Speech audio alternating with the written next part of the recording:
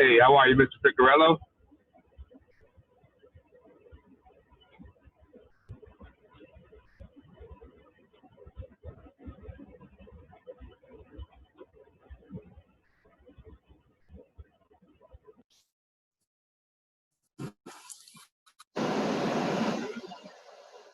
Hey, are you there, Nick?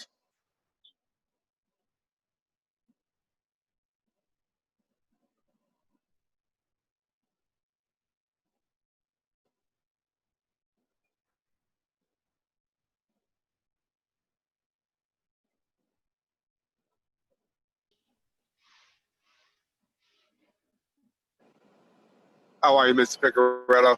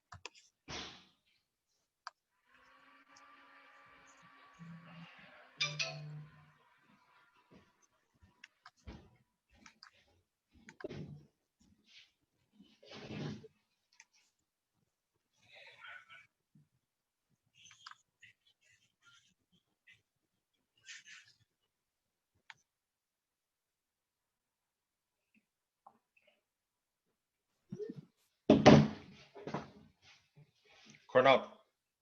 Hey, how are you, Mr. Ficarello?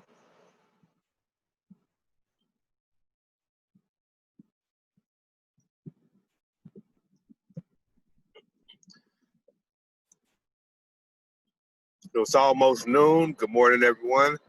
We will get started in about 2 to 3 minutes. Give some more people some time to join the call. I would like to let you know, Mr. Ficarello, that we are live on Facebook.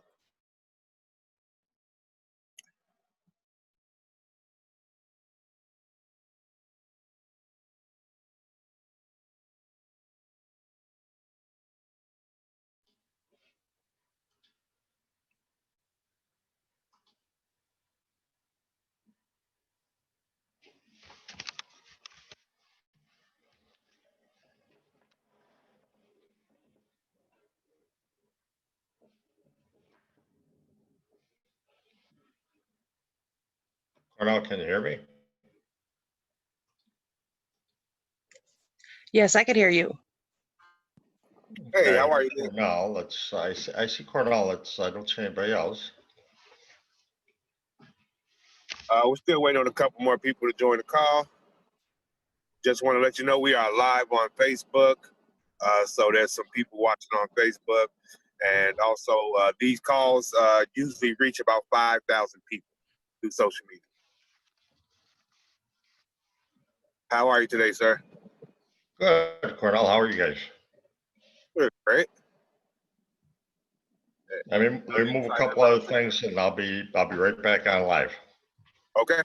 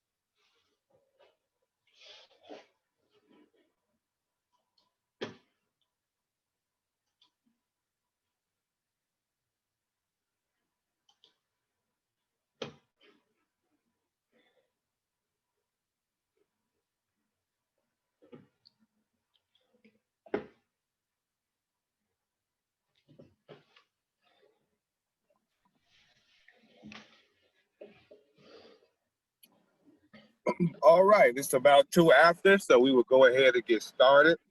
I am Cornell Darden Jr., President and CEO of the Southland Black Chamber of Commerce, and we're here today with Nick Ficarello, a Chamber-endorsed candidate for Will County Executive. We'll start with introductions. So Erica, would you like to introduce yourself? Yes, hello, I'm Erica, Vice President of the Southland Black Chamber of Commerce and Industry. I'm excited to hear what Nick Ficarello has to say today about his candidacy for Will County. You want me to start, Cornell? Can you hear us, Nick?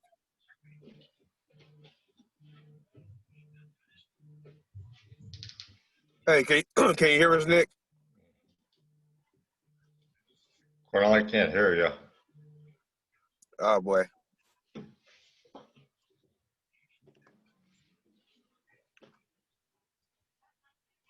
Okay. Hey, you may want to... Okay, I got some, Cornell. Oh, you can hear me now? Yes, sir. Okay. So we just introduced myself and Erica, so it's on you. You want to give an introduction?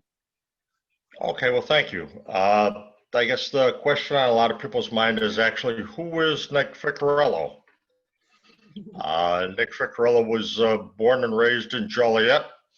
I grew up on the east side, went to Joliet East High School, graduated there, worked at various manufacturing plants in the area, worked at Johns Manville while I was going to college at Joliet Junior College, and also at Caterpillar Tractor Company before becoming a Will County Sheriff's Police Officer in 1978. I have 2 kids. One is a licensed clinical social worker. That's my daughter. She works for a company that administers Medicaid, and she's married with 1 son. And I have a son that's a biochemist, and he lives in New Lenox, and he's married. His wife is a school teacher at Lincoln Way. She's in charge of the language arts division at Lincoln Way High Schools, and he works in a lab in Moni, and I have 2 grandchildren from them. So I have a son and a daughter. I was on the Sheriff's Department in 1978. I've had a pretty good career. Throughout that time, I've had some ups and downs. I've been shot and taken hostage. I've had a broken neck. I've had to have surgery on my nose because it was broken quite a few times. I've had some concussions, just a variety of things. But that's a little bit, and I ultimately ended up going to the FBI Academy. I got my bachelor's degree also, and was working on my master's at Governor State, and about halfway through that in political and social justice slash, it's the same college number as catalog number as political science. And thank you very much for your endorsement. I appreciate it, and I will not let the Black Chamber down. Well, we appreciate you, Nick, and we definitely appreciate your service to the community as a police officer. Sorry to hear about some of the things that you've had to go through on the job, but we definitely appreciate you keeping us safe, sir. Thank you. It was all part of the job. You know, I stuck it out for 32 years, and ultimately I went to work at Posen for a while. I retired as a deputy chief from Will County, and ultimately went to work at Posen. And from there, I was also at Lewis. I was director of security at Lewis for a while, and ended up as chief of police in Braidwood. In Braidwood, as chief, I got to try some thinking outside the box ideas, and that's when I was able to initiate a program that very few police throughout the United States had even thought about doing. We did, most of the programs are called Safe Passage, but since we incorporated a licensed clinical social worker into our program, we called ours Change, which stood for Citizens Helping All in Need of Gaining Empowerment. And our philosophy was anybody that came and knocked on the door of Braidwood Police Department that wanted help, as long as we didn't have an active arrest warrant for them, we gave them help. We shut down criminal investigations at times when people we were investigating came knocking at our door for help, even though they were part of a criminal investigation. As long as it wasn't a homicide, it was just a case dealing with drugs. We placed them and gave them some opportunity to go through addictions counseling and treatment. Awesome, awesome. Nick, we just had 2 people join the Zoom call. Would you like to introduce yourself, Beneva?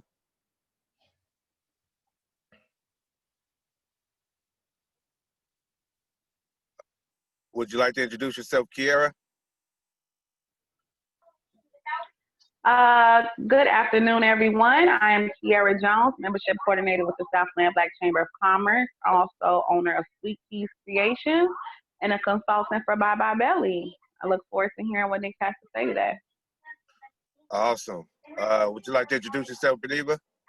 Yes, can you hear me, Cordial? Yes, ma'am. Okay, good morning, Nick. Excited to hear what you have to say today. Happy to support you.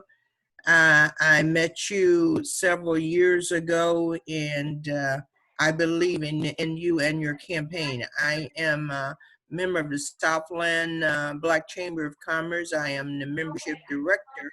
I also serve as chair of the real estate committee, as well as our political PAC. Thank you. Awesome. For anyone joining the call on Facebook or other social media, we are the Southland Black Chamber of Commerce, and we're here this morning with, or this afternoon, with Chamber-endorsed candidate Nick Ficarello for Will County Executive. So we're really excited to hear about Nick's platform and some of his ideas for the business community. Nick, I want to start with a question. So what's your general platform? Why do you want to run for Will County Executive, and what are your plans? Well, there are a variety of reasons. I initially got involved with the thought of running to apply my leadership that I've gained as a police officer and my thinking outside the box type of leadership to try to develop some cures, not really cures, but some ideas that could possibly affect the community as a whole by thinking outside the box. We have a narcotics problem that affects all communities. I think when I was in Braidwood, I was able to think outside the box and show people that police aren't always interested in arresting someone who has an addiction problem. I also believe that we can turn Will County around and make Will County a manufacturing area and bring in some industry instead of just warehousing. Warehousing provides a quick fix to our job situation, but I believe that eventually warehousing is probably going to turn into a robotic application where robots are going to be pulling most of the orders. Of course, you need people to fix the robots, but I just believe that thinking on how large industry and large companies work, they're always looking for a way to save money. And if they could save money by getting rid of their employees and switching over to robotics, I don't think that's the answer long term. I do, and I actually am finding out more and more about the hemp industry. Will County is rich in farm fields, especially in the eastern part of Will County, and the process of utilizing hemp in products, the United States is just scratching the surface.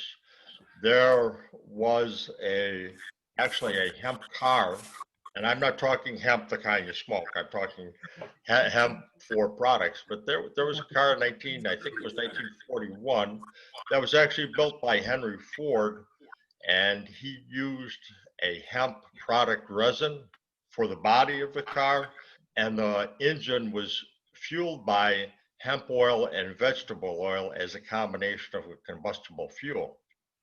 The hemp car was bought up by big oil and also by the steel industry because they didn't want that happening, especially in 1941. And the articles I've read on the hemp car were that they hired 2 men with sledgehammers to beat on the side of the hemp car, and the hemp actually didn't dent. It sprung back after the sledgehammer made its initial indentation. The hemp would pop right back out, leaving no marks, versus the steel car that had dents. So I'm looking at a combination where we could have some long-term jobs for all of Will County's communities, to incorporate agricultural-based product along with a processing plant and development of that agricultural process and agricultural product, which would put Will County ahead of just about any other area in the United States currently, except I think Kentucky has been exploring some hemp products also. Awesome. Does anyone else on the call have a question for Nick?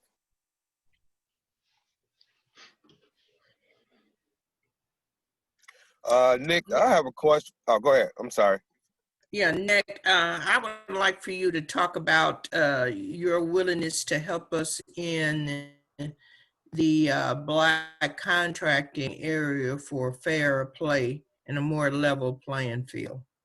I agree 100% with what acting county exec Winfrey has done. I agree 100% that we need to look at all of the contracts over the last 5 years and ascertain whether or not these contracts have been given out through what I call the good old boy network. I know how government works. I've been at Will County Sheriff's Police since 1978, and I'll bet that a lot of these contracts have not been given out fairly. There needs to be a level playing field. There needs to be a level playing field for everyone, but especially including minorities who I believe our government entities have overlooked in handing out these building contracts for contractors and the process that has been used to find a way out of hiring possibly a minority contractor, or maybe just a contractor in general that isn't part of the good old boy network. Government's government, and government tends to always make relationships that are based on sometimes unscrupulous issues.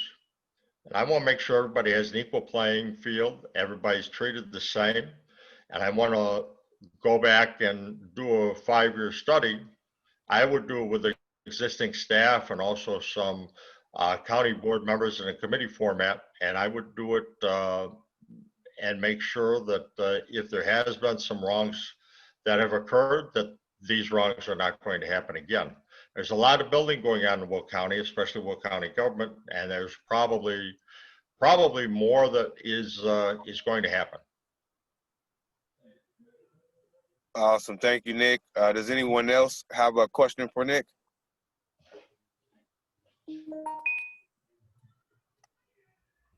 Okay, Nick, my next question was going to be concerning COVID-19. I know that businesses in the Will County area have suffered tremendously. We've had issues initially when we were lumped in with Cook County in terms of our region and how we were to be regulated. And I know just as of late, Will County restaurants were shut down. We did see that the Joliet Chamber and a lot of other local area chambers wrote a joint letter in support of getting those restaurants opened up ASAP. With great success in November, Nick, you would be our next Will County executive. What role will you play in ensuring that businesses are able to stay open and stay alive? Well, first off, let me state that I believe that the numbers that were collected by the health department were not transparent. If someone tested positive for COVID and was retested 2 days later again, and then 3 days later again, et cetera, each one of those individual tests, as I believe you guys probably already know, were counted towards the quote unquote positivity rate. When in reality, the public, along with the governor, and I don't know which direction he was actually taking on it, but the positivity rate was not actually the rate of individuals that were infected or newly infected, but it was an inflated number, and it was used to shut down and mitigate some of the issues causing restaurants and some other businesses to only have a limited number of people inside. Small business is the key to our economy. I believe that 60% of the United States economy is based on small businesses. And I think that there was some overreacting to the initial COVID-19. We all know that the virus exists, the virus can kill, but why in the world were we shutting down small businesses that offered one service and sending people to larger big box stores such as Walmart, Lowe's, Home Depot, et cetera, that had similar products to the smaller businesses, when the odds of catching something at the smaller businesses were a lot smaller because of the fact of the small size of staff or the small size of people actually inside versus, during the highlight of this, I remember walking into Home Depot and this was in June, and the lot was packed, and inside there were hundreds of people. My odds of catching something there were much higher than, say, if I was going there to buy paint than going to a paint store that was individually owned by a family-owned business or a small business that just sold paint. So I think we did some major harm to our business community in that respect. I think some businesses aren't going to be able to come back. As the Will County Chief Executive, I don't have direct oversight over the health department, but I appoint, with the county board's approval, an oversight committee, it's the health department board, to oversee what's going on. And I believe that since, as the executive, I would appoint people to that board, that they would, I hope, report back and give us the right numbers so that our small businesses don't have to suffer again. It's very, very sad seeing some of these places closed down permanently when they didn't have to. Like I said, I believe that, and we're getting through this. We'll get through this virus. And I believe that we'll come back stronger, but some people probably have lost their livelihood, and that just leads to a state of depression, anxiety, suicides are higher. It's not good at all for our community. Absolutely not, Nick. I wanted to ask you a question about the recent shutdown of the restaurants in Will County. Do you know of any other area of the state where they had another shutdown after the initial shutdown back in March or April or so? Because it seemed a little unusual that only Will County restaurants had to close down. So do you know of any other area of the state that had a second? There was an increased positivity rate down in southern Will County, somewhere south central Will County, south central Illinois, south of us, that had similar quote unquote positivity rates, but they weren't shut down like we were shut down. I don't understand why that occurred. Same as I don't understand why there were some of these rules that were put in place that to me make absolutely no sense, such as you could go out on your boat, say on the Kankakee River, on whatever lake. You could go out on your boat, but you were outside, but you had a social distance on the boat, and you could only have 2 people on your boat while you're recreating on the boat, versus you could still have 6 people in a car. That just didn't make sense to me, and whoever was advising the governor at that time, to put it bluntly, lacked some common sense. It just didn't make any sense at that point. And I think that along with issues pertaining to restaurants being shut down has caused people to lose trust in this governor and in some of his judgments.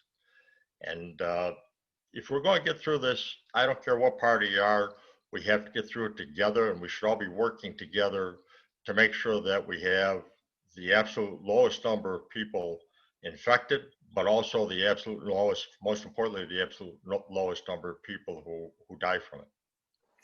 Awesome. I'm Cornell Darden Jr., President and CEO of the Southland Black Chamber of Commerce, and we're here today with Chamber-endorsed candidate for Will County Executive, Nick Ficarello. Does anyone else on the Zoom call have a question for Nick? I have a question. Yes. When you were speaking of the positivity rate earlier and talking about some positive tests being double and triple counted, I have heard firsthand accounts from people that I know who have gone for a COVID test, not necessarily because they were having symptoms, but because they needed it to travel or for work or for school or something like that, where they would enter a testing facility, register, and then wind up leaving because sometimes the lines were 2 or 3 hours long. So they would wind up leaving and scheduling a test elsewhere. But then in a couple of days, they wind up getting a call from the original facility stating that they tested positive. Yes. Do you know if anything has been done to mitigate that? Because I feel like that maybe has constituted to a lot of the positivity rate increases in Will County, which, as we know, led to a second shutdown. And, Will County is pretty populated. And so the number of people who live in Will County and who may have needed a test to go back to work or school or something, it was probably a great number of people, which probably contributed to the positivity rate. So can you speak on that at all? I have heard of that happening. I have a sister who is a nurse anesthetist, and she's actually currently in California and working in California. And she told me the exact same story about another nurse friend of hers that took her and her family in to get tested. The wait was over 3 hours. They left, and within 2 days, like you said, they received a call stating that they tested positive when they had even went through the test. The issue is we have to isolate the people that this has happened to and find out why the numbers are being inflated. This is uncalled. If the numbers are truly being inflated, like you and I both suspect, why is this happening? Why are the powers to be doing this, and what is their purpose in inflating these numbers? Is it to scare us more? I don't know, but I could try to find out. And I think that the right thing to do, if I'm elected, well, when I'm elected, is to set up an independent committee to look into this.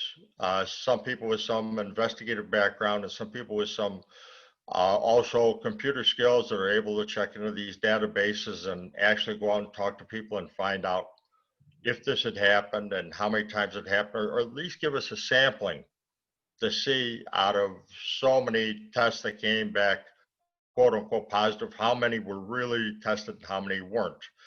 I remember reading that the Joliet City Chamber of Commerce did their study for a week and showed 250 additional positives in a 1 week period. And I'm sure that contributed to Will County being put on the higher mitigation level for COVID threat. Thank you. And to kind of piggyback off of that, and to talk about an overall positivity rate, I'm no expert in stats. I hated stats class in college, so I've got to trust what the media is putting out there as far as what a positivity rate is. But it seems in my mind that a positivity rate could possibly be very skewed at this point in time, um, because of the availability of tests, and then as we were talking, how some people are getting false positives, some people are getting positives without ever taking the test, and others are being counted 2 or 3 times, where they just had to go back and check in and see if they still were shedding the virus, and it showed that they're still shedding it, so they got to stay back home. But now that's 2 tests. Do you know if there's anything in place to kind of account for all of that, and how I guess it's called the standard deviation, how wide we can assume that our standard deviation is when it comes to these numbers that we're reading about? The only thing I would say is that if we did the study ourselves, then we might be able to come up with some accurate facts to base our statistics and quote unquote standard deviation to see just exactly what was happening. It's also like I've talked to some nurses in emergency nursing, and they have told me that if someone comes in and they wanted to remain anonymous, they were afraid of their losing their job. But they said that if someone comes in who's been in a car accident and is being treated for blunt force trauma, and during the course of treatment, he's also or she's also tested for COVID, and they end up dying from the blunt force trauma, the number of COVID deaths are increased if they tested positive just because they had COVID versus dying from blunt force trauma. And I asked some nurses why this is happening, and they said, well, they believe that their hospital received additional monies from both the federal and state government for any COVID death case. And since the hospitals were shut down pertaining to surgeries, other surgeries, maybe surgeries pertaining to the heart or cancer or whatever, that these numbers were inflated so that the hospitals could receive some type of money coming in. My issue is we have to be transparent and we have to report the real numbers, not phony numbers. And if a hospital is in need of additional help, then the federal or state government should be able to step up and help them through this time. That's how I feel. I just feel that this is a time of uncertainty, and this is a time of financial stress for all institutions, along with all small businesses and large businesses too.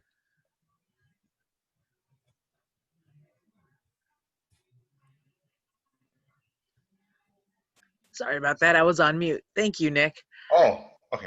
I was talking and I'm like, oh, everybody's looking a little crazy. I have an eye doctor appointment. I'm supposed to have some eye surgery on my left eye at 1:30. Okay. I would like to thank you all for your endorsement and your support. And I will have an open door policy that obviously just call my administrative assistant once in office and set up an appointment, and I will have an open door policy in dealing with any member of the chamber, any business owner, or any member of the public. I will set a certain amount of time aside each week to deal directly with the public so they could have direct access to me. And I look forward to working with all of you, and also look forward to helping you with any concerns or issues that you might have in the future. We definitely appreciate you, Nick. We appreciate all your hard work in the community. We appreciate all your hard work in the chamber. You've been a great help to our communities, reaching out, coming to speak to our groups on the east side of Joliet. working with all our Black churches, not only in Will County, but in Cook County, giving out food on a regular basis. I know you gave out a lot of food in Cook County as well as in Will, helping with churches in Chicago Heights and things like that. So we appreciate the support that you've been giving to the Black community. Thank you, Colonel. Absolutely. Thank you. Yes, I believe no one should go hungry. That's a basic need, and no one should go hungry. Thank you for your support, and I look forward to working with all of you. Thank you very much, Nick. Good luck Thank today. you. Good luck. God bless. Thank you. God bless you. Have a great day. Thank you. All right, so we'll close out with outro introductions. I'm Cornell Darden Jr., President and CEO of the Southland Black Chamber of Commerce and Industry. Next, we have Erica. Good afternoon, everybody. This is Erica, Vice President of the Southland Black Chamber of Commerce and Industry. I want to thank Nick for taking some time out of his very packed schedule to sit down and have a chat with us. Good luck on your eye surgery, Nick, and I look forward to seeing you very soon. Thank you. Next, we have Beneva. Beneva McCullum, member of Southland Black Chamber of Commerce, membership director, as well as committee, a chair for a real estate committee and chair of our political PAC. And I'm very glad to hear from Nick today and happy to support him. Awesome. Next, we have Melissa Boatman. I'm Melissa Boatman, Chairman of Will County Young Republicans, and I want to thank Nick Ficarello for his support, and go Nick. Awesome. Next, we have Kiara Jones. I'm Kiara Jones, membership coordinator with the Southland Black Chamber. I would like to thank Nick, and I look forward to hearing more from him in the future, seeing more done with him. Awesome. So thank you, everyone, for joining the call, and join us next week for another phenomenal speaker. Y'all have a great day. Real quick before we get off, I just wanted to make sure that we put out there that at 4:30 this afternoon, we will be partnering with a couple of our corporate partners and with the Northern Illinois Food Bank to provide some free groceries to anybody in need. It'll be here in Joliet at, what was the name of the church again? Glory Harvest International. Okay. Yeah, it's right over here on the east side of Joliet off of 4th Street. Yeah, that's Pastor Perry's church. Yes, so we're looking forward to that. It's at Glory International Harvest Church, 28 4th Avenue, Joliet. Yes, thank you. And I think we've got enough groceries coming in for about 200 families. So I hope anybody who's in need can make it, and you can share it with anybody you know who may benefit, who may know somebody who can benefit. Awesome. All right. Well, thank you, everybody. Bye-bye now. Mm-hmm.